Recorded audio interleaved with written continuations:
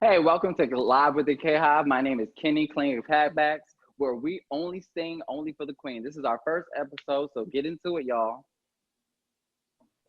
Hi, my name is Maya Contreras. I'm a voting rights advocate, a performer, and writer. Hi, I'm Reecie, owner of Black Woman Views.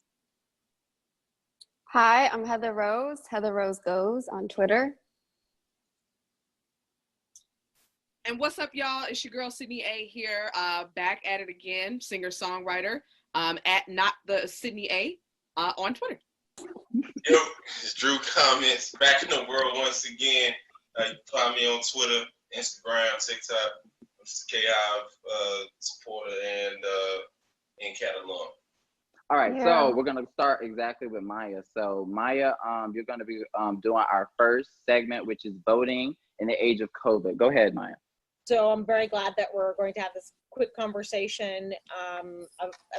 Obviously, everyone's really concerned right now about what's going to happen in November and how we're going to vote. It's obviously going to be an issue until there's a vaccine that we're going to have to discuss how we're going to go about participating in our democracy and voting.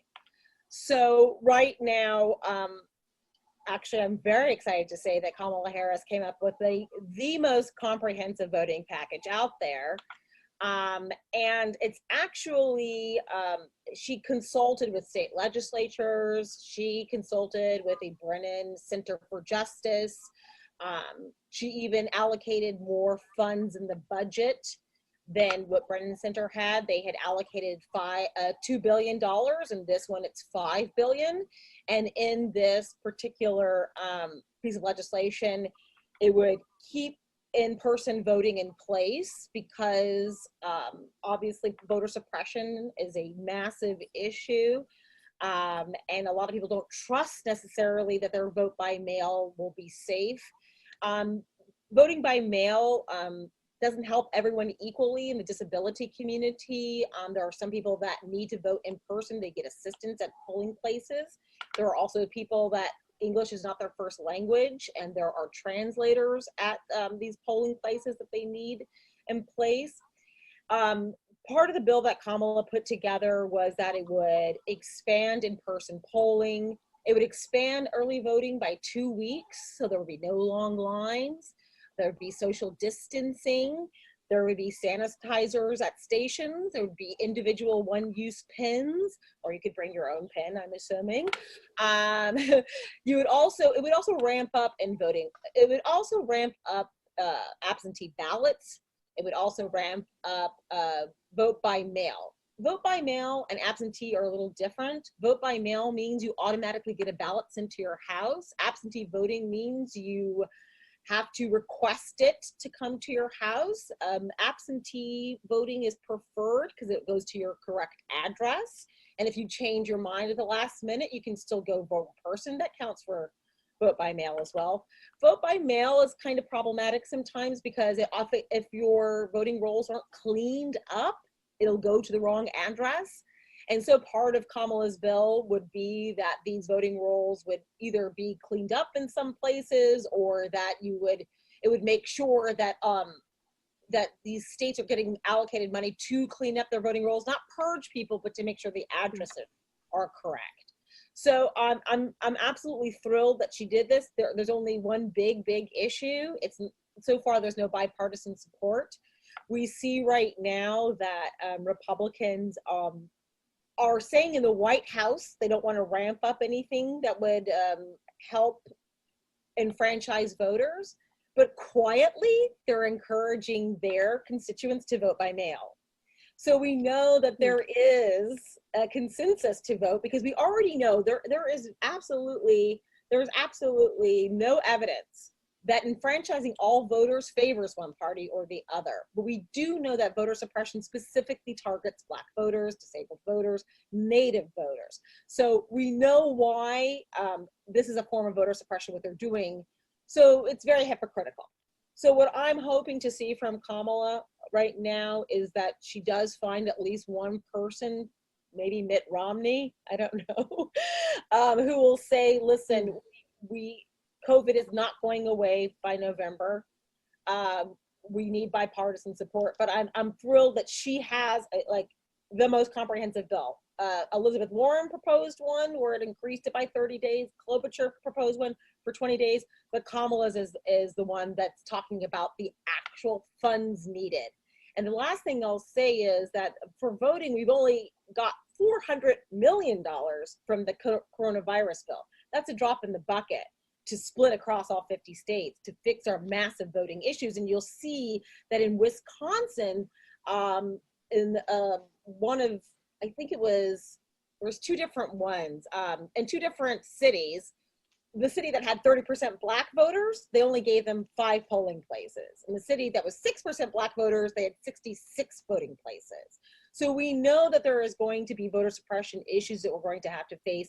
So what I'm hoping is that everyone, that there's a sense of awareness of what's going on, and that we encourage our representatives to pass this bill by Kamala Harris. I should probably tell you the name of the bill. It's called the Vote Safe Act. So I encourage all of you to tell everyone to support the Vote Safe Act bill. Okay. All right, wonderful, Maya. Does anybody have anything to add to that?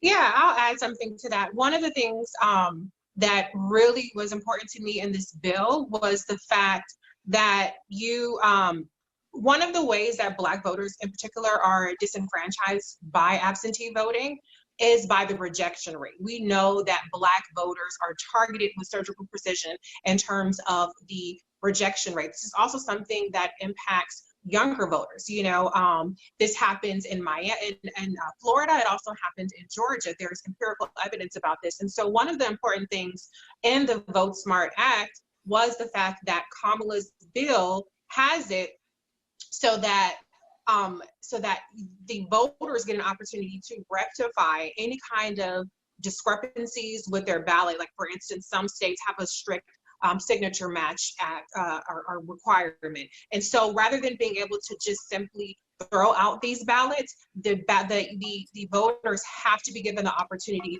to rectify the ballot. So that is a really, really, really important part that would help restore some sort of trust and some sort of faith that people will get the opportunity to get their votes counted rather than thrown out.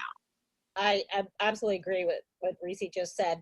It's true that Black voters and Latinx voters are already purged at an insane rate. You saw it happen in Georgia, and it's usually because of last names that are similar, and they target those last names to purge them off of rolls. And vote by mail and absentee voting both have a high rejection rate for Black voters, Latinx voters, and disabled voters. So this is why we do need to ramp up these measures, but like we still need to have in-person voting at the same time. We have 200 days till this election happens. Places like Washington, that's all vote by mail. People say, why can't that happen? Well, it took them 20 years to make that happen. So these aren't things we can do overnight, but there are things and measures we can do right now as the countdown starts to ensure that all our vote is counted. And since we're talking about COVID-19, how do you guys feel about, because this is something that's newly just happened, how do you feel about the beaches being reopened to the public? How do you think this is going to negatively affect the African-American community? Bad move.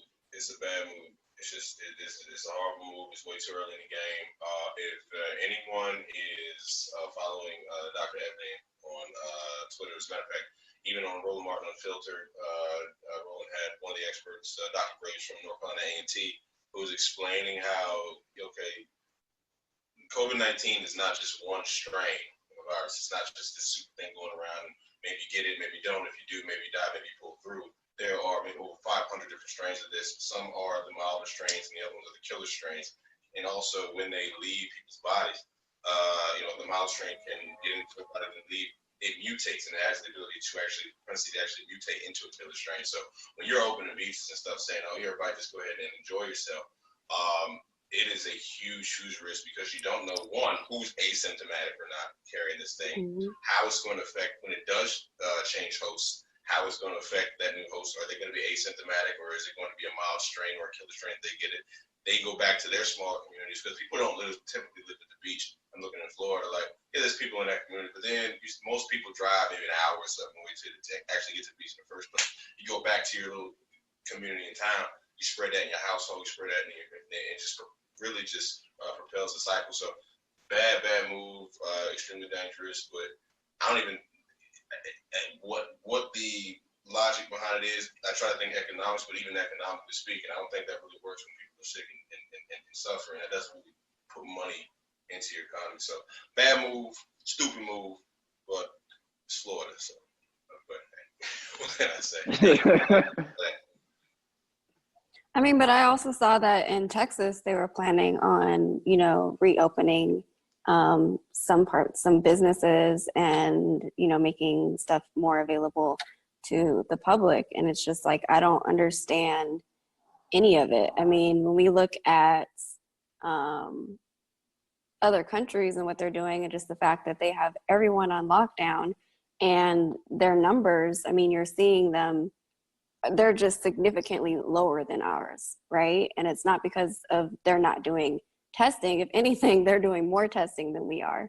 And it just literally makes zero sense. So whether you're Black, white, Mexican, like it doesn't really matter where you're from. Like, this is impacting people all over the country. And I mean, I don't understand why on a federal level, it's just kind of free for all. Everyone do whatever you want. It kind of scares me, honestly, to notice that we have this man in the White House who's not really giving us any leadership. And the fact that it's disproportionately hurting African Americans. Literally 50% of us are the ones that's literally fatally dying from this disease. And the fact that we're not doing our own necessary research to actually understand what's happening. We can't go outside. I know everybody wants to go to the beach. Everybody want to party. Everybody want to have, the cookouts. We missed our Sunday, dinner. But child, we got to get our stuff together. We literally have to pay attention. We have to stay inside. We have to, follow the rules, wash our hands, hand sanitizer, the Lysol, do whatever you do. Use the Fabuloso if you have to. Child, we got to get it together. Absolutely. And I think it goes to the idea of American exceptionalism. We've never really had a pandemic of this level here on these shores, which is something that countries across the globe have dealt with for years. So we've never had to deal with something like this, of this nature, on American shores in our, in recent history. When we talk about these things, we always go back to the Spanish flu of 1918. And we don't really bring up examples of how pervasive these kinds of viruses could be in modern history. People look at, oh, well, that's 1918. Things are different now. We could do different, we can do things differently. And it's not that bad, but in reality, it is that bad. And what people don't understand is that, if we cannot flatten the curve, we're already looking at, projections of social distancing up until, 2020, 2022. And so, we're already looking at 2 to 3 years down the line of doing what we're doing right now every day. And I don't think people understand how serious this is. This isn't going to be something that is going to bounce back, within 6 months. Our economy is not going to turn around as quickly as people think that it is. And I don't believe that there's enough.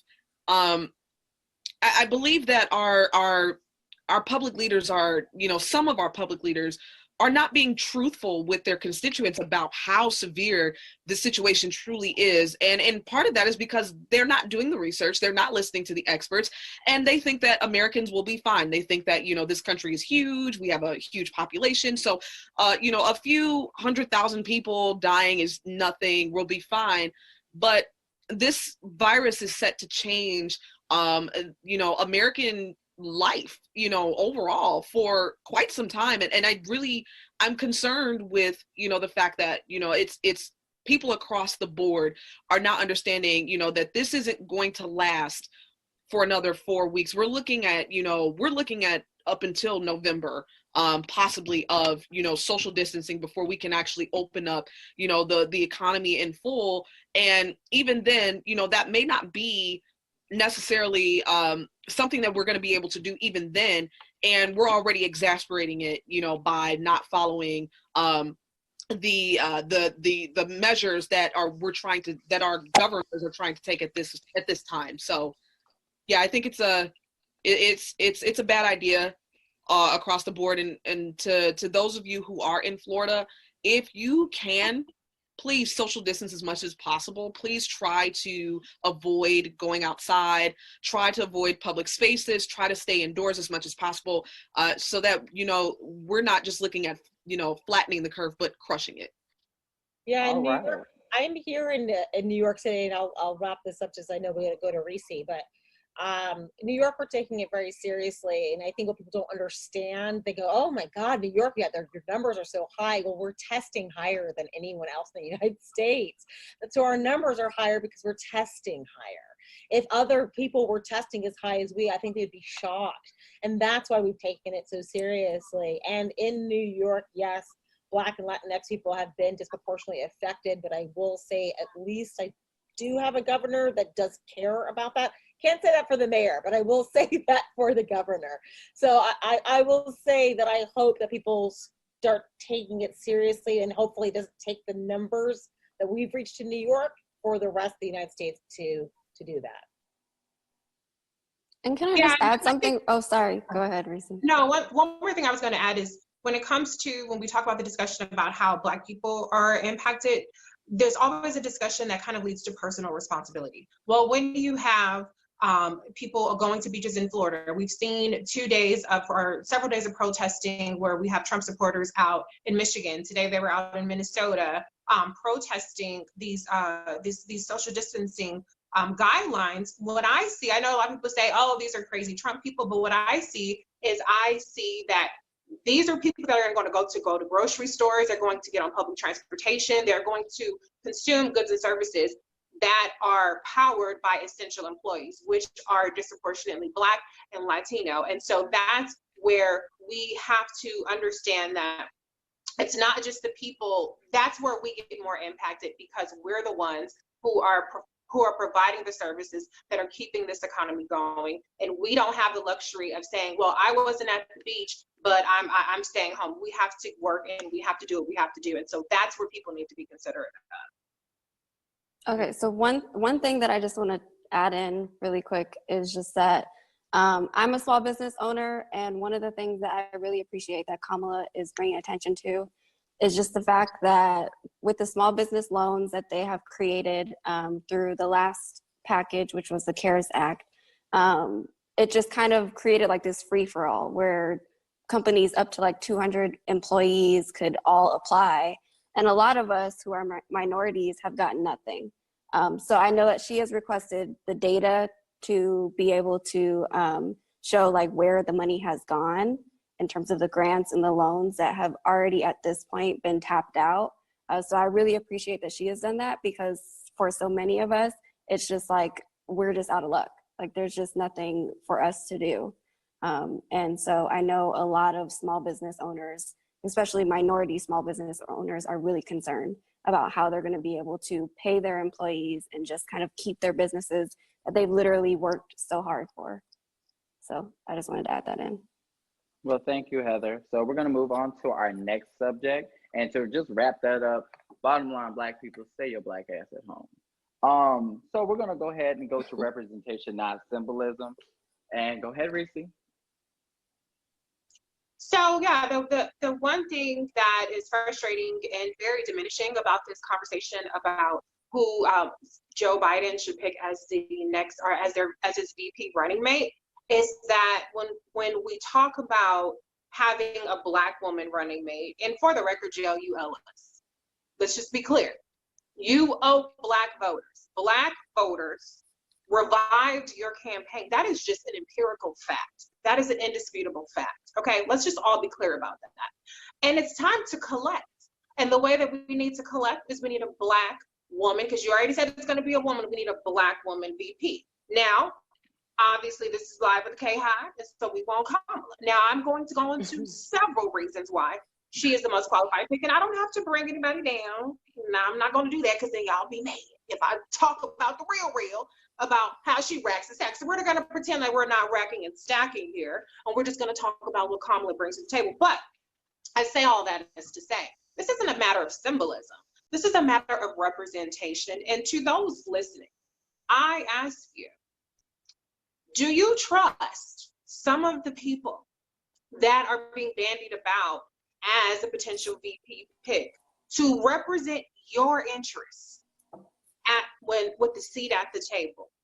Do you trust that some of these other folks care deeply about the fact that Black mothers are more likely to die during childbirth, regardless of socioeconomic status? Do you think that some of these people are going to care about the disparate impacts that COVID-19 is having on Black people?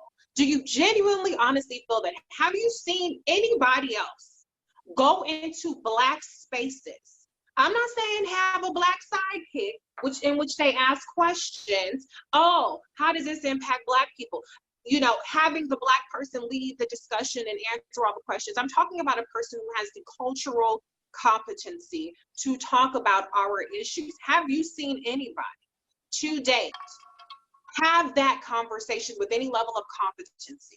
Not with talking points, but to be able to weave all the things together and deliver a coherent understanding of what has gotten us to this point and what we need to do to rectify the situation, not just for COVID-19, but for our communities going forward. I pose that question to you because if you care about having that representation, everybody has their own ideas about what's electable, who's gonna bring in what voters, this and the other. Okay, then what?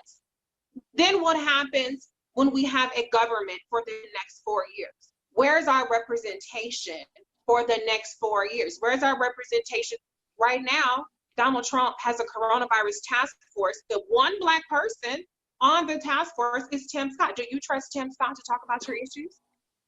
These are the questions that I have for you. And so the answer that I'm going to pose to you, and the answer that I think that we're gonna all discuss, is that Kamala Harris has decades of advocacy, of receipts in this arena. And I said this in one of my videos, she understands our issues here and here. She doesn't need a tour guide.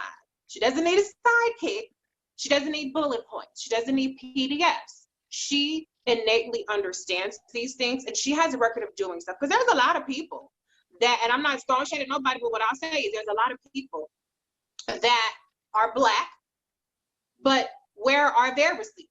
I'm not saying that about anybody else that's being bandied about. I'm just saying in the government, you know, it's all skin folk and all that kind of stuff. Because y'all like to say that about Kamala. Meanwhile, you don't even have any of the receipts. You don't even understand any of her background. And so the thing that I want to stress is that we have to start thinking past trying to convince people of electability. We have to start thinking about the next 4 years. This coronavirus, as Sydney said earlier, is something that's going to be with us for years. And so we cannot afford, it's life or death. It is striving, dying, being left behind the back of the bus like we always are, stuff trickling down to us and getting the scraps. That is what's at stake if we do not have the representation that we need. And so that's why Kamala Harris is the person that we're here to talk about. Because if you look at every single aspect of Kamala's record and what she's put forth as a presidential candidate, what she's done as a senator, what she's done even in the course of combating COVID-19, it's clear that she's the person that will absolutely, with conviction, represent our interests. And she won't throw us under the bus. We're not going to be a bargaining chip with Kamala Harris at the table. And that matters to me because I don't want to die giving birth to a child. I don't want our parents and our loved ones who have diabetes, who have lupus, who have asthma, to be on the chopping block when they have to decide the risk factors, when they have to decide the testing factors. When it comes to economic justice, Kamala's motto was justice is on the ballot, and it still is on the ballot. Will we get justice, or will it be just us? Once again, as it always is. That's the question. And so she has an economic justice platform. Don't let anybody tell you that Kamala does not have the economic bona fides, because be clear, she has an undergraduate degree in economics. Y'all don't know that because they don't tell you that. Meanwhile, some of the other people, and I'm not gonna throw shade, they don't have the economics degree. But she has an economics degree. She, as Attorney General of California, she assumed she ascended to that position in the middle of the crisis, the Great Recession, and she negotiated the largest mortgage settlement in history. She walked away from the scraps that they were trying to give the state of California, and she demanded more. She was successful in that. She came up with the homeowners Bill of Rights in California. So there's a lot of things that she's done in terms of her Senate career. She has put forth several pieces of legislation that have been scored by independent think tanks. Okay, this is not me saying that. You can go check for yourself. Her LIFT Act is, if you rack and stack her LIFT Act, which is a $500 a month, up to $500 a month tax credit that you can get each month, when you rack and stack that with other economic proposals that are meant to, you know, how we help the middle class. Our economic policy is really driven through our tax code, in case you didn't realize that. You got your stimulus checks. Your stimulus checks was basically a rebate on your 2020 taxes, okay? And so understand that you need a person that understands taxes, how to edit the tax code. And so that's what the LIFT Act does. The LIFT Act is one of the most transformative middle class tax cuts, and it's actually geared towards the working class and middle class. It doesn't go to the top wealthy people. And what we need is, we do not need trickle down policies that say we're going to just tax the wealthy and hope that it trickles down here. No, we need infusions to the working class and to the middle class. And that's what her LIFT Act does. Now, obviously, these were her proposals. I'm just giving you an idea of the kinds of things that she has worked on, the kinds of ways that she has fought through these things, because it's important to understand. The same thing she has a Rent Relief Act. Both of these acts, which we did not talk about poverty at all during the presidential primaries, but both of these acts, when you rack and stack them against all of the other economic plans put forward in the Senate, they were the most effective, and they lifted the most number of people out of poverty in total people and in the poverty rate. And so, like I said, don't let people fool you into thinking that Kamala Harris does not have economic bona fides. Okay, and just to wrap this all up, the reason this is so important is that we need a person that has thought through reproductive justice. We need a person who's thought through environmental justice, clean water, clean air. We need a person who's thought through that and understands environmental racism. Just one more quick thing. As DA, she created an environmental justice unit because she saw that companies were dumping shit in the lower income neighborhoods. As AG, she fought this. And so she has legislation about this, the Climate Justice Act, things like that. So we need a person who understands climate change, but not just climate change in terms of windmills and solar energy, but in terms of the impact that it has on our communities, why we get asthma and all this other kind of stuff. We need a person that understands that. We need a person that understands, gender. We need a person that understands sex. We need I already said gender and race, intersectionality. And me, I'm Black. So obviously I'm concerned about Black issues. We all are, but she's also a representative for other people. In her record, she has a strong record for the Latinx community. She has a strong record for the AAPI community. She has a strong record for the disability community. And so I just urge you all to look beyond the narratives, to look beyond polling, to look beyond what you perceive to be electability, and look towards what you want in terms of representation. See, one thing I love about what you said there, Reecie, is that she's intersectional about LGBT, Latinx, the Black community. One thing I know about Kamala, a lot of people don't know, is that with the LGBT community, while everybody was arguing about Prop 8, she was marrying people already. She fought against the trans and gay panic defense when they were killing LGBT community. And literally she fought that end of saying, oh, well, I was scared because they were gay, or the sticker shock that I found out that they were gay, or they might have been, born a male. But one thing I loved about Kamala Harris, which made me really, support her, is that LIFT Act. Because literally, little people don't know that when the reason why she even picked $500 to start with for families is because the average payday loan is actually $500 to pay your bills. That's exactly where she got that number from. And unfortunately, with people taking out payday loans in order to pay their bills and just to make ends meet, literally they're struggling with almost up to 391% of interest on that payday loan, which is putting them more and more in a hole. What Kamala Harris was trying to do, and one thing I've always, admire about Kamala Harris is the fact that she always pulls the issues from the root, and she's always starting from the bottom up. She doesn't just, let's just go ahead and arrest people. Let's go ahead and just do this. Let's start from the bottom up. Let's get to the root of the issue. Because what she's trying to do is trying to lift up the middle and lower class rather than just putting more to bear on us. She's not trying to add any more taxes on the middle class and the lower class. One thing I love about her when it comes to her Medicare for All plan, she didn't want to add any more burdens on us, being the fact that we've already suffered enough. We bailed out the big banks. We bailed out Wall Street. When are they going to invest in us? And I think Kamala Harris understood that. And that's one of the reasons I really supported her. Anybody else got anything to add on that? I just want to add one thing. I want to give Drew and Reecie some love because one of the biggest issues of this past election, I don't want to look back, I want to look forward, was that the media does not know how to center Black issues or how to talk about Black centered policy. So Kamala was just confusing to them. So it's frustrating that it took Drew, that it took Reecie, that it took Kenny, to took all of you to break down the policies, which is actually the media's job. That is their job to do that. And I don't know if you guys saw that I was interviewed by the New Yorker, and they were quite sarcastic to me because I told them how one of Kamala's policies would help me personally as someone who has a small business and had a Pell Grant, and they said we found 2 whole people that would benefit from Kamala's act. I was furious because it was sarcastic, it was mean, it was untrue. So I just want to give love to Reecie and Drew for understanding those policies and breaking them down. But I honestly need you guys to be on ABC, or NBC or MSNBC very quickly. So let me just say that. I'll join you too, but I need you guys to lead the way. I'm working on it. Thank you so much. All right, Drew, do you have anything to add to this? Because I know you were a beast when it came to tackling the misinformation on Kamala Harris about her criminal justice record. I would love for you to just highlight a few things that she's done for criminal justice, if you mind.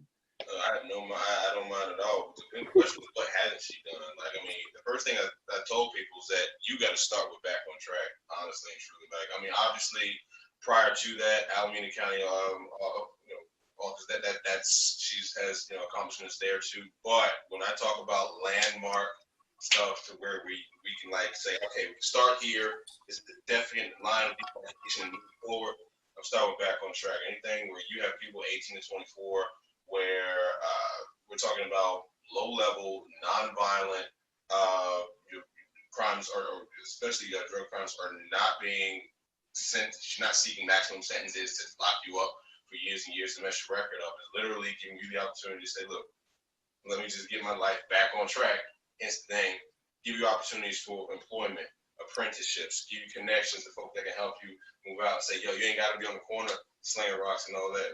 We understand that desperation is what makes you do that. But here's some other avenues that won't also mess your life up, and you can raise a child. And Biggie was talking about that. He was, people called the police on me when I was trying to make some money to feed my daughter. Well, Kamala Harris that sees people in that same situation said, you got another way to feed your daughter. Oh, and by the way, we'll wipe your slate clean as well. In the DA's office, where the policy there was any kind of simple marijuana possession would not face incarceration. As a matter of fact, they routinely pleaded down the more serious cases to less serious offenses. So it was just to help folk out and say, look, especially in this case, the crimes and the issues that particularly affect us, because my daddy ain't on the board of directors for 4 different companies. We ain't got those connections. My uncle don't play golf with such and such who got power. I'm just, a regular dude from whatever. You need somebody to look out for you. Say, all right, take this out. We're gonna go ahead and wipe the slate clean, even it out, and that's the starting point. The other part, though, if I can just make this, and I'll make this real quick, is I'm gonna mention the name David Hill. When everybody, it was bipartisan support to have that man killed and executed for the murder of a police officer who, by all accounts, was a good cop, kind of cop that you really would want in your community. But he did, you know, he killed it. And everybody, he killed or murdered that officer. And they said, we want death penalty, bipartisan. And Tom was like, nah, this ain't it. And it took an amazing amount of integrity to do that. Even when you read the reason why, how she justified it. I read that, and you're like, yo, that's the president right there. Like, that's a president, vice president, you name it. That's someone who needs to be, you know, in the Oval Office. So, and then you move from there. And so, yeah, that, what hasn't she done? I mean, goodness gracious. So that's where to start. That's where to start. Excellent. I loved it, Drew. And just to add on to what Drew said about Back on Track, I guess one of the things that I'll touch on next is just when I was researching Back on Track, I came across a story where Kamala actually shared just kind of her thoughts on it. And one of the things that she did was she created graduation ceremonies for them when they graduated from her program. They were fully funded, and the whole point was because she felt like for many of those kids, I mean, they were still kids, right? For many of them, they felt like they had never been seen by anyone. So she created this beautiful ceremony that they would go through where she attended. It was fully paid for, and it celebrated them and just their accomplishments and what they had done to go through the program and continue their life despite everything that they had gone through. So that's just one of the things I wanted to add to that. No, that was beautiful right there. All right, since we're actually going to our next thing, we're going to our next topic, which is lifting our voices. And that's actually you, Heather. Okay, so I guess one of the things that I just want to share is just the importance of, I think a lot of people really don't understand the strength in numbers that we all have, the value of your voice. And particularly, you know, for a lot of us, it's just, we feel like anything that we do, you know what I mean, doesn't really matter. But for me in particular, I'm just going to share kind of what I have done and what I've learned through this whole process. So I'm 31. I didn't really start vote. I mean, obviously, my very first vote that I ever cast was for Barack Obama in 2000. What was that? 8, guys. I was a sophomore in college. I had just started at Howard. I transferred to Howard, and I just remember thinking, not that he was going to win. I just thought that it was amazing that I got to go. My very first vote was for a Black man. And then obviously he won. Howard was bananas. Let me tell you, like, there were people all up and down Georgia. It was just crazy. And so that was kind of my very first experience as a voter. Then obviously I voted again throughout the years. But one of the things that kind of shocked me was Hillary, 2016, that whole process, her loss. And I started to pay a little bit more attention to politics. I had never really cared beyond voting before that. And so then it just so happened that I came across Kamala. I knew that she had gone to Howard. I knew she was an AKA. I was like, oh my gosh, this is my girl. She's the Black senator. Like, never seen this before. And I was excited. And then you get to see her work, and you get to see her in, you know what I mean, the Judiciary committee, and she's asking like all these hearings, and she's asking people questions, and she's just like, these people are shook, right?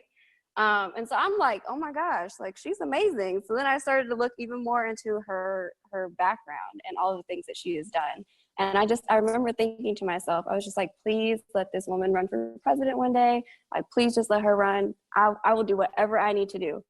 And so obviously January comes around and she announces, and I was just so excited. But I wasn't really at that point feeling like, okay, I need to go hard for her. I felt like I needed to tell people about her, but that was about it. Then I started to become a little bit more active on Twitter again. And I started seeing that I have a marketing and design background. I own a marketing and design company. And so I saw that in looking at everything, that she had a lot of supporters. One of the very first pages that I came across was Reecie.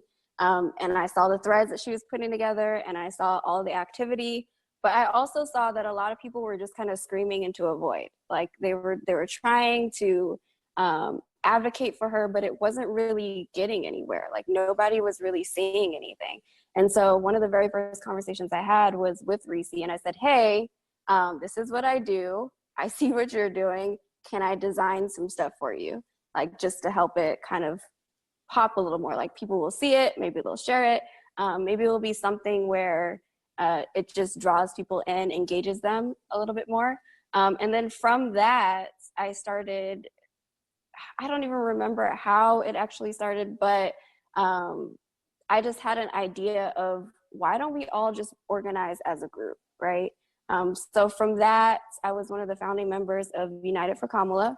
And what it was honestly, I was just looking for Kamala supporters. I just would DM them and I say, hey, we're going to start this group and we're just going to go hard for Kamala. That's what we're going to do. That's all we're going to do. We're just going to promote her policies.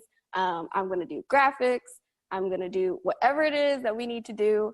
I'll create marketing strategies. I don't care. Like, we're going to do this. We're going to go hard for her because her policies speak to every single one of us.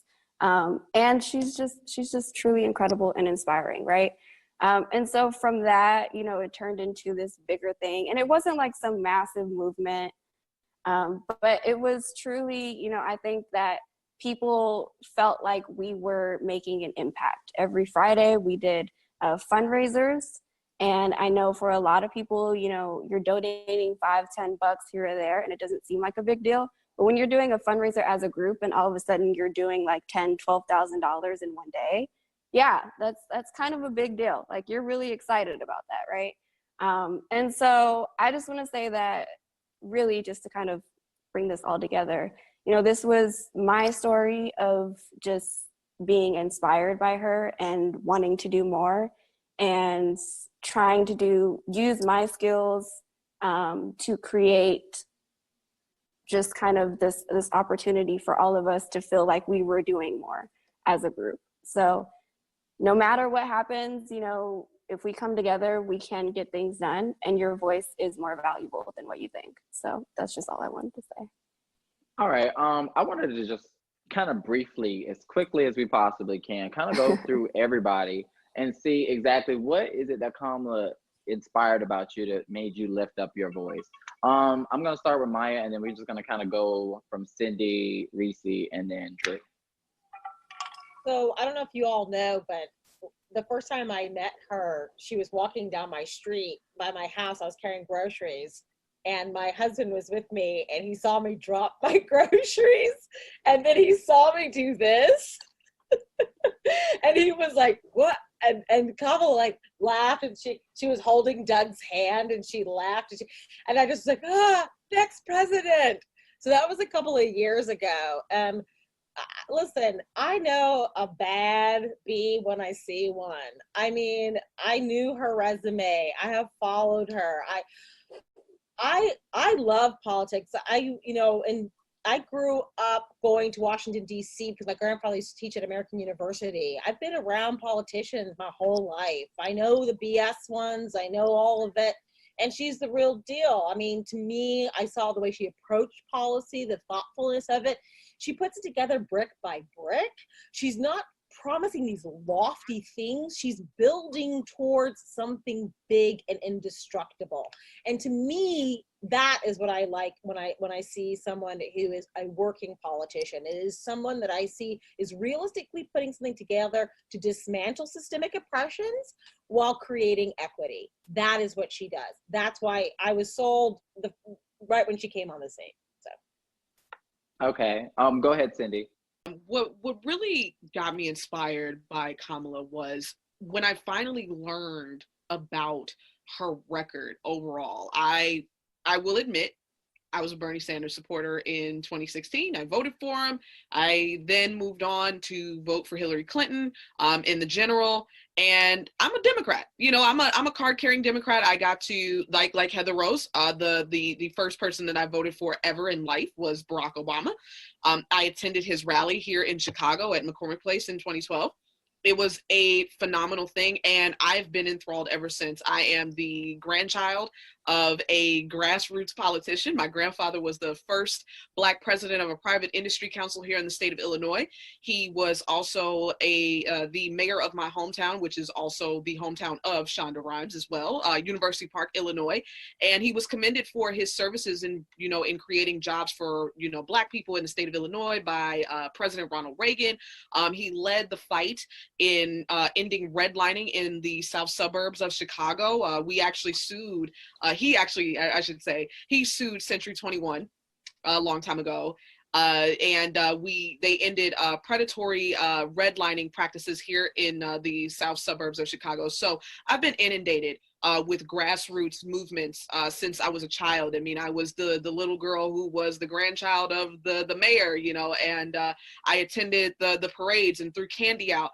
I've also run for student government before, and I always prided myself on not being a politician. I'm an artist. I believe in that. And as an artist, I didn't want to, I knew that I needed to do more. Let's just put it that way. And what I saw was a lot of disinformation happening on the internet as it pertained to Kamala Harris. I saw a lot of just hate towards a phenomenal Black woman. And I couldn't understand it. And I was like, at first, I wasn't too familiar with her background, but I was a huge member of, Black Twitter, prior to, joining the Kamala Harris campaign. And I just saw a lot of things that I was not proud of on that side. I saw a lot of, hate towards a Black woman. I saw a lot of racism, anti-Blackness, and I wanted to learn more. And when I found out what was happening, I was mortified. I was legitimately mortified by the fact that I was being duped to believe all of these things about this phenomenal woman. And I started to really, really dive into what she was doing and who she was. And I went from being mortified to being angry. And I said, you know what? I don't care who supports me. I don't care if you support this kind of dragging of a Black woman that has done so much in our communities, then I don't want your support regardless. And so I made that commitment, and I let that other, those supporters go. I let, that platform go, and I rebuilt a platform. I started over because of Kamala Harris. And this has been such a phenomenal journey since last October. I can't even tell you guys how much I've grown. But Kamala has lit a spark in me that makes me want to be more involved. And I understand how important it is for us to not just have symbolism, but also have representation. And I'm really, really proud of what this team has done. And I'm excited, I'm fired up. Her base is fired up. I feel like I'm a part of the base. I tell people all the time, I am the Barb or the Nicki Minaj stan for Kamala Harris, because I go that hard. If you know anything about Nicki Minaj's fans on Twitter, you will know that if you say anything bad about Nicki Minaj, they're coming for you. And that's how I feel about Kamala Harris. You say something bad about Kamala, I'm coming for you. Yeah, you will get some stings if you mess with the bees and the KHive. So we don't play them games over here, okay? Let's do it. Talk about it, baby. Talk about it. All right, go ahead, Reecie. So I think what we've heard through each person is it really encapsulates what Kamala, her mantra is: you don't need permission to lead. And I think that that's something that we all have in common. Black Women Views actually started more so on Instagram. And my page, my very first post was about Kamala Harris. And that was, I don't even know how many years ago now, okay? But I found myself arguing with a person, this person or that person on Instagram. And I was like, I'm screaming into nothing. And so I said, you know what, let me move over to Twitter. Let me go on the offensive. And so that's when I started creating the YouTube videos. That's when I started seeing where are their deficiencies, how there are narratives that are being set. in which Kamala Harris is being erased, Kamala Harris is being marginalized, where she's being smeared and diminished. And, you know, just a statistic, 68% of the social media attacks total for all candidates went to Kamala Harris while she was in the race. Okay, and she only got 3% of the media mentions, and so that's something that's very hard to combat. And so what made me go from just a fan of Kamala Harris to a fierce, strong, unequivocal, unapologetic advocate for her is the fact that I'm not going to let this campaign be written, the history books be written, because what we witnessed was history. And we'd have a lot to not be proud of, like you said, Sydney, in terms of what we witnessed. But I'm not going to stand by and let the books be written and let what Kamala contributed and what she brings to the table be whitewashed or erased completely. And so I think that is what really drove me is understanding that we have to go on the offensive. We have to write a different story. If we don't write the story ourselves, it's not going to be written. Toni Morrison said that. And so that's what I think we all have in common in terms of we are here, we're making this podcast, we're doing this series because Kamala has a story to tell, and we cannot rely on the tastemakers. We cannot rely on the pod save bros. We cannot rely on anybody else to tell the story with our perspective, with the understanding of the value that Kamala Harris has as a Black woman to the history and the trajectory of this country. And so that's what motivated me to become much more involved than I was as a passive rah go Kamala supporter. All right, go ahead, Drew. This is all you. All right, so mic check 1 2 1 2. I sound good? I need y'all to hear everything I'm about to say. All right.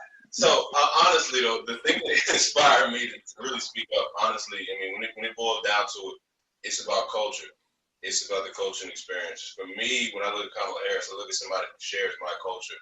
As far as, no, I'm not part Jamaican, but what I am saying is that being a Black person, you know, coming from an area, I was born in West Philly, raised in South Jersey, right outside of West Philly. So, you know, my experience is, you know, heavily Black, even though it's, you know, to that particular area. And then going to an HBCU, going from there and then being molded by me at North Carolina A&T, her at Howard University. When I see her and I looked at that and I'm like, okay, this is impressive. It gets your attention at first. And then when you look at the accomplishments, you look at what she actually did. And one of the things you look at Kamala Harris, it's not just about her doing individual cases and stuff. Obviously, as a prosecutor over a number of, you know, a couple of decades, that's going to happen. But what you look at is her tactic is to attack systems. Systems of oppression, that's what she targets. Systems of oppression, that's what she targets. And she's very, it's almost predictable, but it's predictable in a good way, because if there's some sort of system of oppression, she's going to go after it. So whenever she makes a move, I try to look at the bigger picture. But anyway, looking at how she was molded from a culture and from an experience is very, very similar to mine. It's really what got my attention, really what made me pay more attention. And then when you see how she backed that up, she's exactly what I think, what I would predict. She reminds me, I see a lot of my mother in Kamala Harris. The preparation, the tenacity, that stubbornness, as far as in a good way. But also you see the jovial side, the ability to laugh when you cut up. You know, we can laugh and ha he when we want to, but when it's time to get down to business, ain't no smiling, ain't no talk. You know what I'm saying? We getting work done. You feel me? And so when she does that, when I see that on display, especially on the national stage, you know, I had to set up. And then what really accelerated was the negativity that I saw on social media. I'm like, wait, what? And I'm like, wait, does that even sound right to y'all? Like, even the stuff that was coming up, she locked up Black man, she broke a state record. I'm like, bro, does that even sound like a real thing? Like do y'all really believe that? And so, and then again, but the reason it was hard to believe was that, again, she comes from my culture. I'm like, yeah, no woman who goes to Howard University in the 80s, coming from Oakland, going to Howard University in the 80s, all right, pledged Alpha Chapter, AKA, would do even half the stuff y'all talking about. Like, this just it does not add up.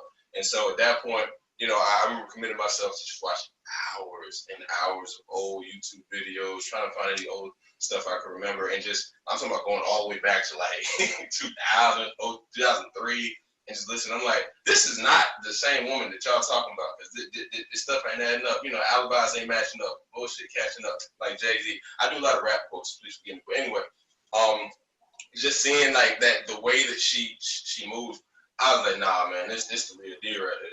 And so I had to get on board and say something. And I was frustrated. I was frustrated because I didn't see enough of that counterpunching happening. The media wasn't digging into it the way I would expect them to do and be like, wait a minute, does that even sound, it's like feasible to think that. And so when you look at the actual details and I don't see numbers, she fought tooth and nail to do this, or she, the record number, I'm like, okay, what's the number? Okay, how much, I heard, but what's the name? So, no, that's not good enough. I need to know specifics. You talking about this is bad, what's the actual number? Then we look at the numbers, I'm like, yo, this woman's phenomenal.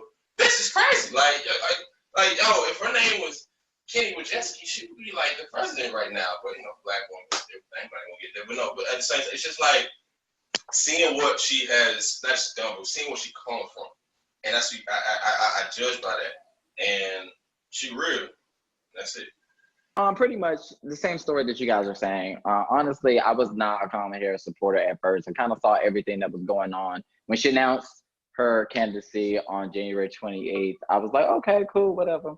And it wasn't until I saw the amount of misinformation about Kamala Harris, I'm like, yo, let me look into this because this so, like, Drew, it wasn't adding up. I'm like, no. So literally, I wound up doing the research. I looked all the way deep. I went all the way back to 2004, back to back on track. Back when they were calling her a social worker, not a cop.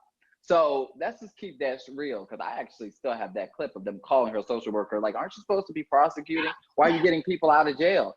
I don't know. Well, that's the whole thing. So that really bothered me. And one thing that really sticks with me, because I'm gonna just tell y'all right here, and y'all can call it identity politics, everyone call it, but I'm rooting for everybody black. I'm sorry, this is what it is. And it ain't just that, it's somebody who's black with what Reecie says is the receipts, and actually has the background of actually doing the work. See, one thing is, I don't want somebody who's just going to talk. I want somebody who actually has the action of doing it. And Kamala Harris, and her record has shown that she ain't just about that talk. She walks that in stiletto heels. Let's keep that real. So one thing I loved about Kamala Harris is that I looked at her platform. She was progressive, but pragmatic at the same time. I'm like, okay, this is moving us forward. It's not like giving me just a little bit of something. She got some meat in these policies. So I really love that option about Kamala Harris. I'm like, oh yeah, this is it. I drove and spent some money, because y'all know I ain't got it like that, child. I need that lift that. So I'm like, okay, so let me go ahead and get my little coins together. Let me drive all the way to Atlanta, get a room. Let me go see her in Morehouse. When I showed up, when we're talking about intersectionality, there was everyone. It was white people, black people, Latino. I was like, oh my God, this looks like America. Who Kamala Harris is, she is what America stands for. She is that boiling pot. She brings that to the table. And that was one of the reasons why I supported her so heavy. And since we're talking about misinformation, that leads us to our final subject, and we're going right back to you, Sydney. War on truth. What do we do? Go ahead. Absolutely. Well, y'all know this is my bread and butter, because as y'all know, I was a part of the infamous Black Twitter for a long time. I was a Black Twitter heavy hitter, had 16,000 followers, 18,000 really. And then they did a bot sweep, and then I had 16,000. Long story short, I started on that side of Twitter, the toxic side. I was an artist, you know what I'm saying? I came up through, the Chicago Twitter circuit, the underground, rap circuit. And of course, with that, you, as a woman trying to get into the entertainment industry, you have to navigate a certain amount of misogyny. I've talked about this on my timeline. Y'all know, what women, deal with. And I mean, guys, in this day and age, in journalism and in digital media, sharing, we truly must be very weary of, perception manipulation. When it comes to the case for Kamala Harris, we're seeing a firsthand example of how successful, pervasive, successful and pervasive these covert disinformation operations have been in shaping the outcome of this primary, and ultimately, this decision in November. And what I want to stress to people is just always make sure that you're fact checking everything and understand, you know, and consider the source. You know, Reecie said something the other day that really, really stuck with me. And I want, you know, I want people to understand that even if they are, you know, if you're hearing an opinion from someone, even if it's a journalist or a pundit, you know, understand that these people are not disinterested, unbiased parties. Everyone has their selected candidate. Everyone is going to have a vote, you know, an opportunity to vote in November. And what we need to focus on and make sure that we understand is that everyone has a bias, especially in today's age when, you know, this is the Trump era. And I'll go back to, you know, my friends in, you know, in journalistic spaces. Journalism ethics has really gone out the window in the last, I would say, 5 years. And it's almost hard, you know, to have watchdog committees watch over, you know, digital spaces where anyone can be an editor. Anybody can, you know, show up with a WordPress, they can pop up with a website. And, you know, in the day and age of, you know, Twitter and social media and Facebook, you know, everything that you see needs to be questioned. You need to have 5 or 6 sources before you guys are jumping to conclusions, because there are a lot of opinions about Kamala Harris that I personally had to, you know, correct with some people that I know. And what I'm concerned about is, you know, the ways in which, you know, things like identity are being weaponized. You know, there was a particular situation with a supporter of a candidate who had an agenda, you know, because of, you know, their background. And, you know, they were muddying up the conversation when it came to Kamala Harris about, you know, her time as a prosecutor, her time as AG. And, you know, we soon found out that there was a real reason as to why she was doing that. And that to me sends a larger message, because what happened was that person had an agenda, and that agenda got spread, and it was a malicious agenda. And it was, you know, something that I saw being parroted by people that I respected, especially young Black people. And what I think my generation needs to understand is that our culture is no longer, you know, we're no longer in the shadows. Okay, our culture is popular culture. Our culture is, you know, defines American culture. You know, rap music is the most popular genre that we have, and that's Black. I won't say that that's a piece of Black culture. You know, we started, you know, the hip hop scene here in the United States, and that has now, you know, now that Barack Obama has, you know, done his tenure, you know, people are now starting to, you know, accept Black as a mainstream. You know, we're no longer in the underground. You know, we're no longer, you know, relegated to, you know, the BETs of the world. And, you know, we have to think about the ways in which, you know, outside detractors will manipulate, you know, our values, and, you know, and infiltrate conversations that we're used to having intracommunal. You know, we're not used to having these conversations in front of other groups, but, you know, we are now, you know, a dominant force in, you know, American pop culture. And we need to understand that with that comes a lot of security risk. And, you know, everything that you see may not always be what it is. It may be you may be getting a different perception. And my advice would always be fact check. I too have been led astray. I consider myself a pretty smart person. I understand marketing from, you know, a collegiate level. I too, you know, like Heather Rose, I too also hold a degree in integrated marketing communications. I've studied psychology of marketing at a high level. And I understand, you know, the psychology behind persuasion. And what I'm seeing is, you know, those tactics being used to, again, drive the narrative to the big decision in November. So I would say that would, you know, be my only request of everyone watching this, is just always fact check and understand that, you know, it's not about what you see, but what you can prove and what you can and what you can prove against sources, I should say.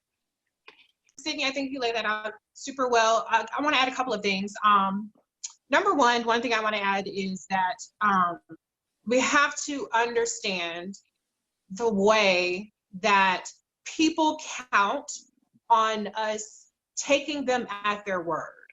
There are so many times where I've read every single hit piece. There actually aren't a whole lot of them. I know what people are going to say in terms of their smears before they even say it. A lot of times the telephone game gets the smears all jacked up, and I'm like, okay, you're putting about 4 smears together and jumbling it up, but I recognize smear 1, smear 2, smear 3, smear 4, and you all one. But a lot of times when you go, there was one in particular about the truancy. There was Kamala Harris's war on the human toll of Kamala Harris's war on truancy. And the person that they put up as the poster woman was actually not a part of I don't want to say Kamala Harris's truancy, because be clear, truancy had been against the law since the 70s in California. But my whole point is, if you look at that editorial, I don't know if she was a Warren supporter or if she was a Bernie supporter, but the bottom line is, if you look at the editorial did have links. And so when you look at the links told a completely different story. And that is why people bank on that you're only going to pay attention to the 280 characters. They bank on, they can put whatever caption that they have, and you're not going to watch the video. The video might say something else, or the video might be 5 seconds, and they're banking on you not wanting to see, well, what did she say before and what did she say after? And so people are banking on you accepting them at their word.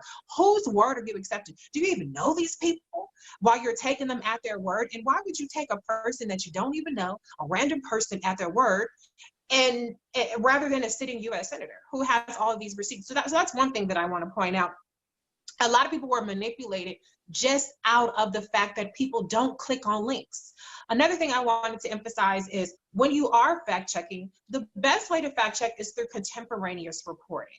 And what that means is, go back and see what was said at the time. I did research on Kamala, and I have access to databases like ProQuest. And so what I did was, I just did a search on Kamala Harris in ProQuest, and I had the results in chronological order. And let me tell you, as you go from year to year, as you start to get to 2010, where Kamala made her first statewide run, and successful run, making history as Attorney General, now this is where you start to see the tenor of the articles change. Now this is where you start to see her record recontextualized. And especially when you look at what was happening in 2019. Now her record is being manipulated. And so that's another thing that you have to understand. The best way to really, really double check something is look at what was said back. If you're talking about 2004, go look at a 2004 article. Don't look at an editorial. And then the one last point I want to make on this is, you have to understand the telephone game. Because what happens is, it might start at an editorial, but keep in mind that the people who write these editorials, like Sydney said, they're not disinterested parties. These are the tastemakers. These are the pundits. These are the horse race people. These are the people that have their candidate, but they're not going to disclose that. Brianna Greyjoy, I don't want to name check a person, before she became the press secretary for Bernie, months earlier, she was writing editorials in newspapers that were trashing Kamala Harris. Now, do you think that those editorials went back and updated it to reflect, well, she went on to work for the Bernie Sanders campaign? No.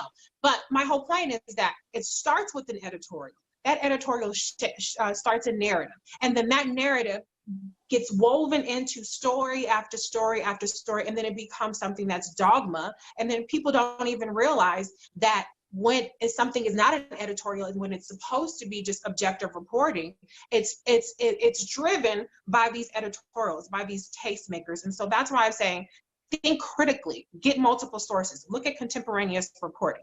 And it's not just the editorials that you have to work about, it's also these objective journalists that you have to worry about. And so we were infiltrated, we still are being infiltrated. And as in Black media, this is something that's proven in the Mueller report. And we have to be vigilant against this kind of stuff, because it's damaging us and it's leaving us left out in the cold, because the only people that we're hurting is ourselves by believing this bullshit, period.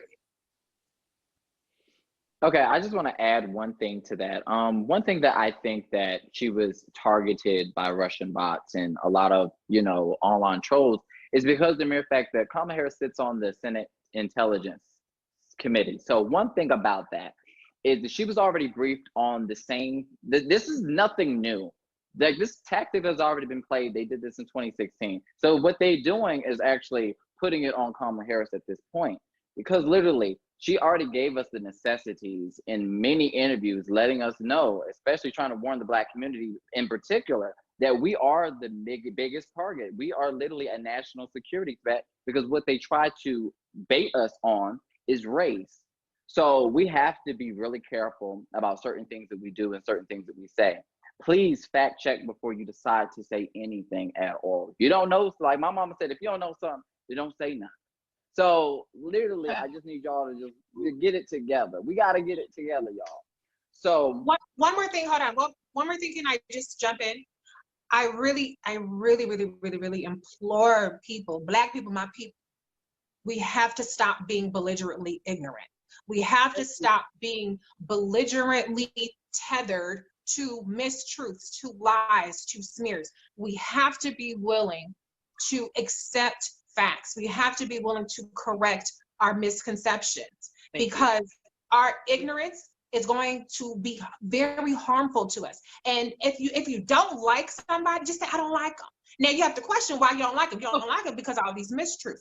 But you have to be open to facts. It is so much easier to convince somebody of a sensational lie than it is to convince somebody of a simple truth. And it is a shame how we refuse in some cases to acknowledge, when presented with a new set of facts, the actual facts, we refuse to budge. That is not okay, people. We have to stop that. We can't hold people to a certain standard that we don't hold ourselves. That's one thing. The other thing as well is that, honestly, to be honest, we just really need to just be aware of everything that we do. And we just got to make sure that we just double check, fact check, make sure that we have our sources, make sure we have our stuff together. Because one thing that we can't do is allow these people to lie on any of our Black leadership, because we don't have that much representation. We barely have a seat at the table as it is. We don't even have a piece of the pie. And right now we're trying to fight for that piece of the pie. So don't allow them to lie on Kamala Harris or any sitting Black senator or congressman, because if you allow them to lie on her, they'll lie on all of us. So it's gonna set the precedent to where if anybody decides to go for office, anybody trying to seek power in our spaces, in our community, they're going to have to be subjected to the same lies and smears that Kamala Harris was. So we have to be careful on how we treat our own, because we can't hold people to a certain standard and say, well, we want to be treated such a way, and then treat our own the same way that they treat us. So please be careful with that, y'all. Anybody else got some extra to add to it? A little something? Also, can I jump in? I just want to let y'all know, 5G is not exasperating the coronavirus. That's my spicy take for tonight. Not to be spicy on here, but I just want to let y'all know, stop it. My grandfather was a biochemist. 5G ain't got nothing to do with the coronavirus. Leave it alone. Let it go. Stop it. Heather or Drew, anybody got something? I think the person that came up with the 5G conspiracy is the same person that told us what did they tell us? I'm trying to think what Kamala Harris myth that was out there. What did they say? Yeah, she locked up Black women. I still haven't found anybody. Oh yeah, does anybody remember that $100 challenge I put up? I actually challenged people. I said, listen, you give me one name, please. I see one mother that Kamala Harris, the person prosecuted and locked up because of the child's truancy. I will give you $100 through Cash App. On God, no cap. Still, I still got my $100. So yeah, but no, one of the things I want to say though, for real, is that now that we're in this stage of campaign and such, I know I'm a little bit more careful about what I try to say. I don't want to do anything that may, I think we mentioned this earlier off air, but about not how do we do it? Not bring anything negative. I don't want to do anything that hurt Kamala or even hurt Joe's campaign at this point. But one of the things that I am still cognizant of is that when this announcement is made, in my mind, honestly, when you look at everything on paper, you look at the history, you look at what's needed and necessary when it's election, not just that, but also going forward the next 4 and possibly the next 8 years. I But that's another opinion. I really don't think Joe's going to be there for 8. I think he's going to do 4, and he's going to hand the time off. But yeah, I think that, you know, when we get to this portion of it, it's really a matter of Kamala is really the only option. Dr. Jason Johnson, I know, you know, some of KHive has been very hard on him. You know what I'm saying? Me being a journalism mass communication major in college, I gave him a little bit more leniency than a lot of other people did, because I understand where he's coming from. But there's an article out right now that he did, and it makes perfect sense. But when I look at it, she's not the token black. She's not there for symbolism. Like, this is really, really the best choice. And we're in a different time where this presidency is going to be like no other. You know, Joe's not going to be just point man doing that. This is really going to be, you know, this is, I mean, people are probably thinking like Jordan Pippen, like, no, this is Stephen Clay. And so, you know, it's going to be that tandem moving back and forth. You need that. And she's the best prepared. She's rattling off accomplishments right now, like somebody who's trying to finish their workup before they take their promotion. I'm sorry, like I don't see, I mean, obviously anything can happen, I understand that, but, you know, what I see right now is that it's the obvious choice. It's not even the good choice, the good spirited choice. Oh, black people, we handed it. No. This just makes sense on every single level. But yeah. All right. I just want to end this conversation, and then we're just going to kind of wrap it up, because I want to wrap it up with something, since we all here.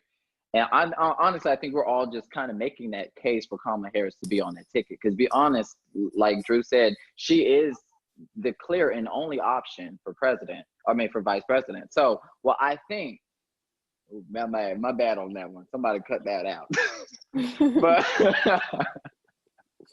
but anyways, for president, child, yeah, we still waiting on that. But but okay, to wrap this up, what I want to say honestly is that we have to be careful, especially as Black people, with these tactics, because what they basically are is they are identity tactics. They are targeting us because it's a form of voter suppression. They're scared of the power that we have as African Americans that saved Biden's campaign on the brink of literally being sunken, because there was literally nothing left. He had no money, no fundraising, no momentum, and it was honestly, it was done on the backs of Black women. To be honest, it was Black women who saved Joe Biden. So I think it's important that Joe Biden picks a Black woman on the ticket, particularly Kamala Harris, because for so long, Black women have been left out of the conversation. It's been so long that Black women have been not being in the same rooms, making decisions, but are the number one people at the polls. The highest in the nation when it comes to voter turnout is going to be Black women. And rather than picking somebody else who's not going to rally the base, because the Black women are the base of the party, not just the base of the party, but the base of this nation. So it's time for Black women to get their just due. And that's how I feel about it. And I want to just kind of go briefly, kind of really quickly, just kind of to wrap this up, is why you believe that Joe Biden should pick Kamala Harris as VP. Who wants to start us off? I have something to add to what you just said, but no, go ahead. And then you can go ahead and add why you believe. Go ahead. You know, one of the things that I've been adamant about telling people is that representation is irrelevant if we're not showing support for people. And so what I have done is I've just committed myself to doing everything that I can. And so one of the things that I think is really important, based off of, you know, with all of the misinformation that's out there, is that as a community, and I'm speaking to Black, Latino, whatever you are, it's important that we take command of educating ourselves. And so I have put together, for Kamala specifically, a website called unitedforkamala.com. You can go look at all of her work from her time as DA all the way back to the beginning of her career to now, and to what she's going to do in the future. It's completely, nothing is, you know, it's just facts. That's it. That's really all it is. And then I've also, because I think that, like Kenny said, it's important that we uplift and support Black women, I've created a website called blackwomenincongress.com. And that is for all of the amazing congresswomen that we have speaking to the work that they've done over the last few years, the policies that they've put forth, and really just focused on strictly them, because I think a lot of people are unaware of the work that they're doing. They're not advocating for them. And I think that when you look at a lot of their policy gets taken, repurposed, and somebody else puts their name on it, but it's really them. So I want to say to everyone, make sure that you're educating yourselves, make sure that you are being proactive, and you're just using whatever resources that are out there. Okay, and why do you want Kamala Harris to be VP for Joe Biden?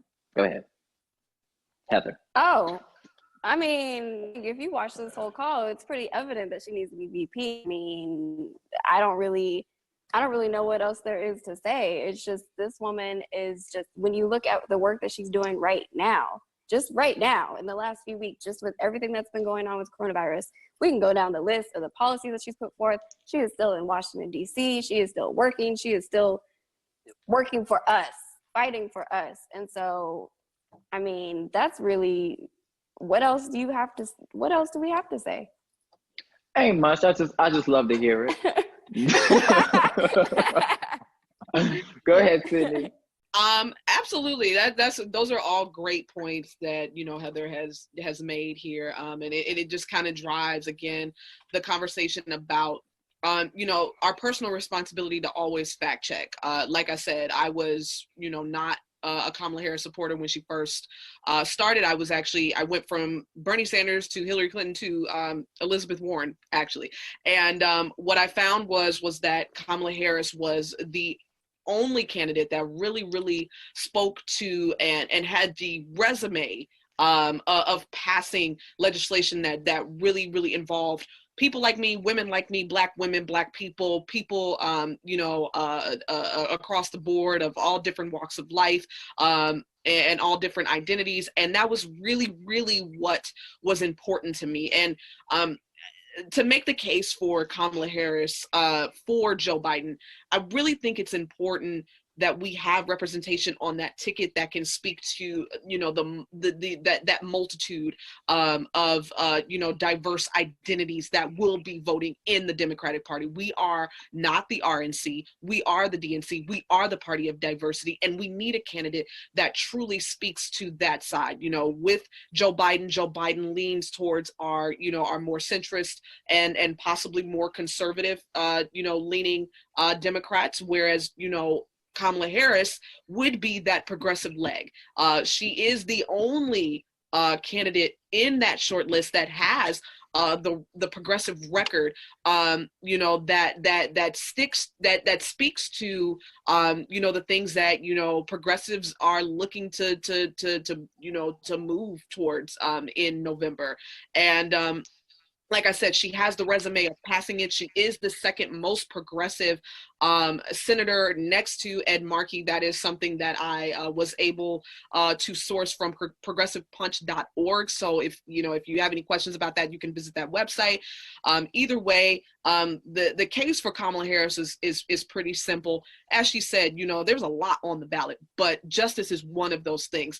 And what we need after 4 years of this particular administration and the things that we've gone through in this country is justice. And we need someone that is going to drive that narrative forward, and not backward. America is not going back. We are moving forward, whether people like that or not. Things are not going to be, this is not 1968, and people need to realize that. People need to get out of that. And Kamala Harris is the future. People like her are the future, and that needs to be represented on this ticket. And I think that is the case for Kamala Harris. All right, I want to go to Drew, and then we're going to end it with Reecie. Why does Kamala Harris, why do I want her to be vice president for Joe Biden? Obviously, you can go through policy all day long and what she brings to the table in that regard. I got to think of another reason, though, energy. The woman doesn't stop. and it's incredible. I think she's 55, but she outperforms 21-year-olds. Like, honestly and truly, I think she probably still hit the club up and still make it work on time if she wanted to. But what I'm able to see is a woman who is able to not only hop on a plane and go before the shutdown happened, go to city to city, do this event here, read certain movements, get an opinion, get bills written, introduce new legislation, get other work done, and she moves a million miles a minute, but still has time to then sit down and spend time with her husband when she can, or call members of the KHive. I remember she called Chris Evans when he was feeling bad, and she has the ability to do that.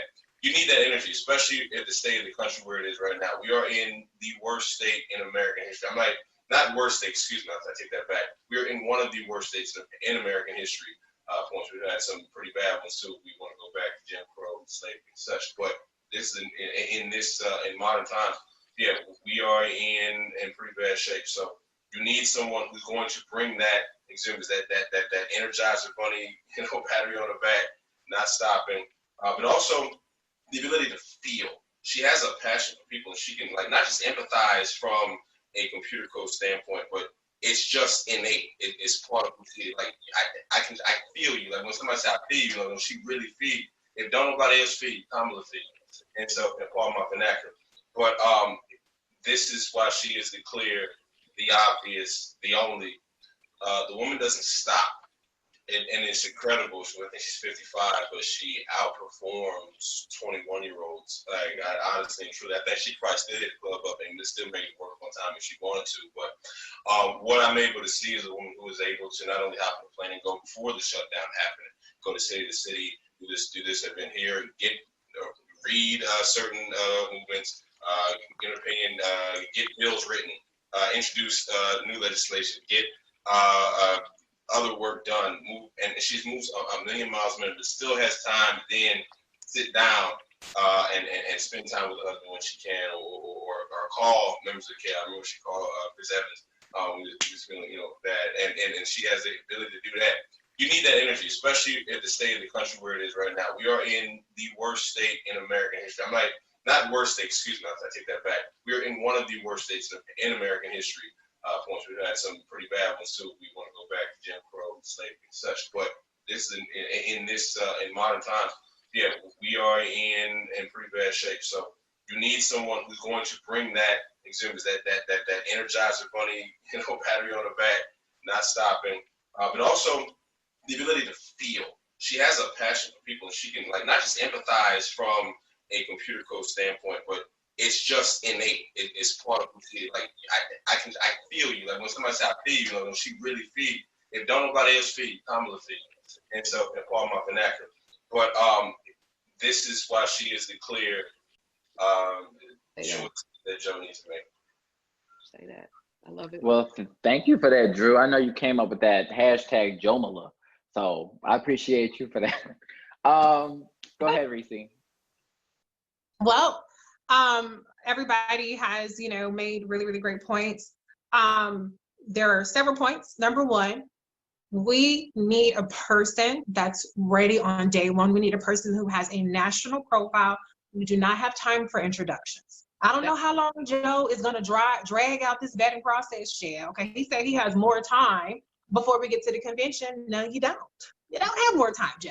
You need to get this show on the road. So, with that being said, we know all the baggage, true and untrue, that's out there about Kamala Harris. 68% of the attacks went to Kamala Harris. It's old, it's tired, and we've been able to debunk it. She has an army of the KHive that is ready to make it happen.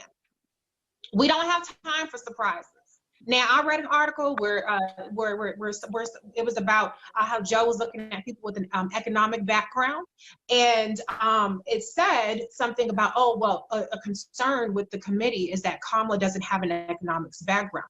That is unequivocally and objectively false. So if that is the level of vetting that they're doing, then I'm afraid if they don't pick Kamala Harris, because obviously they're asleep at the wheel. Because if you do a thorough vetting, then you will understand that that statement is absolutely not true. But when you're introducing anybody else into the equation that has not already had a national vetting process, and be clear, A lot of people got a free pass. A lot of stuff wasn't vetted. A lot of people got a pass on a lot of stuff. The Republicans will be ruthless, okay? And they're still going to have the disgruntled Bernie supporters who will also be ruthless. And so we do not have time for surprises. We do not have time for introductions. You need a person that is ready right now, not even on day one of the administration, but right now. And that is what Kamala Harris brings to the table. She already has a name recognition, and let's just dispel this notion that Black people don't like Kamala Harris. There's absolutely no empirical evidence to support that. Kamala Harris's favorable versus unfavorable ratings versus never heard of ratings are on par with her peers within the margin of error. Be clear about that. That is a fact.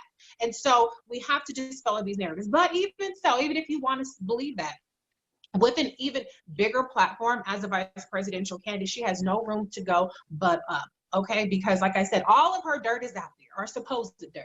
And so that is really, really important. Another thing is right now, there is a vacuum where it's very hard for Joe to pierce through, okay? You need a person that has a bully pulpit already. You don't need a person that's fighting for the spotlight. You need a person who has a bully pulpit. And Kamala has shown over the past several weeks that she, number one, has a bully pulpit. She's in high demand. She's been on the Late Show. She's been on this show. She's been on that show. She's on MSNBC. She's on CNN. She goes to Black media. She's on The View. She can do it all. And she has the interest also with her work in the Senate. That's going to be continued, ways of making headlines, continued ways of being able to go on these spaces and talk. But you need some energy, like Drew said, in your campaign. And so it's going to be very difficult for Joe to pierce through without somebody who has a bully pulpit. And the benefit of choosing a senator versus a governor is you don't have people on the streets protesting you, asking that you resign and dragging you with Trump flags. You don't have that with the senator. You do have that with the governor. That's some free campaign advice for you, Joe. So those are important things. But the last thing that's important, well, I've already talked about the governance part. We had a whole section on representation, but let me just say one more thing. Don't take the Black vote for granted. Don't take the Latino vote for granted. Don't take the AAPI vote for granted. Don't take the Native and Tribal vote for granted. I cannot think of any other person, and that's not me saying that I'm a biased Kamala supporter. I've done the research. I've followed all this stuff. Be clear. Some of these people, I'm not gonna name names, cannot go on Roland Martin Unfiltered. They cannot go on the Breakfast Club. What we're doing right now, you're not going to be able to do the pop-up, hi, NAACP, I'm going to give a 5-minute speech, I'm going to shake some hands, and I'm going to go the hell on. No, this is virtual now. You're going to have Zoom meetings. You're going to have virtual town halls. You're going to have in-depth interviews, 7 to 10 to 15 minutes. And so you need a person that can go into these spaces credibly, without a sidekick, without some talking points, and that's going to be able to withstand the kind of questioning and be able to make the case, because we have to get out of this, well, it's not Trump, and so that's fine. There are a lot of apathetic, there are a lot of complacent voters who need to be convinced, and so you need a person that can go into these spaces. Kamala was on Telemundo the other day. Who can go into Black spaces. Kamala was on Roland Martin Unfiltered the other day. Who has the ability to go on all of these spaces and make the case for Joe? I'm sorry, but Joe, you are not going to be able to make this case as persuasively to these different communities as Kamala Harris can. And Kamala Harris has the receipts. She has the ability to really connect to people when they listen to her. She leaves people charmed. And so these are some of the reasons. But my last comment that I'm going to make is that power concedes nothing without a demand. And we have to be unapologetic, and we have to be fierce in making demands. I made this point on Roland Martin a while ago. White evangelicals make demands. Now, some people say that Black people are stuck with the Democrats because that's the only party that even remotely cares about our interests. To a certain extent, that is true. But the same can be said for white evangelicals. They're stuck with the Republican Party, right? Because Democrats are not going to nominate, Supreme Court justices that are going to overturn Roe v. Wade. But guess what? Even still, the Republicans go to the white evangelicals with their list of Supreme Court justices with their list of district judges. They go and they put forth repealing Obamacare. They put forth anti-abortion. And in many states, you can see it all throughout the country, they are successfully getting abortion restrictions and all these other kind of things. That is catering to their base that has nowhere else to go, because that base makes demands. And so we have to be fearless and unapologetic. We do not have to say, well, I guess we ain't got nowhere else to go, so whatever y'all give us, we're going to just take this first. We don't have to do that, people. We can make demands. Martin Luther King, everybody likes to talk about Dr. King, quote Dr. King. Dr. King made demands. Okay, they didn't get, our ancestors didn't get these rights that we enjoy without making demands, without putting the word and action behind it. That's the spirit that we need to have. We don't have to cower about saying that we want a Black woman to be the vice president. And I'm never going to cower about saying that I want Kamala Harris specifically to be the vice president. Oh wow, that was very powerful, Reecie. I guess the only thing I could say in terms of closing and why I want Kamala Harris to be VP is I'm not like Reecie. Tell you I'm biased. I'm very biased. So I'm just going to tell y'all right now, I want Kamala Harris because I believe that she's going to get the work done. I believe that Kamala Harris does, like Drew said, she does excite people. I mean, like I said, when I went to Morehouse, when I first saw her first rally, I noticed people who didn't even know who Kamala Harris was. I saw the excitement in the crowd. I saw people who looked like me. And one thing I want to, I don't want to go there, but I guess I got to kind of go there. When it comes to picking a Black woman and having Black representation and, investing in the Democratic base, which is Black women, I think it's important to try to rally up that support that was once lost in 2016. 7% of voter turnout in the Black community was down because Black people are more excited when there's people who look like us that represent us that are on that ticket. So I want you to go ahead and think about that. And the other thing I want to also add is that it's time to reward Black women for all the hard work that they've done in 2018, 2016, for the work that they tried to at least, because they canvass, they donate their time, they donate their money, they do everything that they possibly can to make sure that they're fighting for everything that's going to affect not only just them, but others as well. And Black women have been very selfless. And I think it's time that Black women deserve something in return, because 53% of white women did not vote for Hillary Clinton. Let's just keep that real. And it's time. It is 100% time to give back to Black women. And I think it's important that we have somebody who has the receipts, who has the ethic, who has the work ethic to get the job done and ready on day one. If something, for God bids, something crazy happens, Kamala Harris is going to be ready. And I think that that's literally how I feel. So I'm going to go ahead and close it out for myself. It's been a great episode, you guys. Thank you all for being on the panel.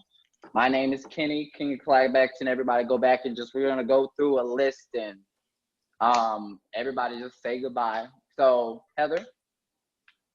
Bye, y'all. Thank you so much. I've had so much fun. I think that this is amazing that we're creating this space. And be sure to... You want to give a shameless plug to your Twitter address just in case somebody want to follow, the little shameless phone.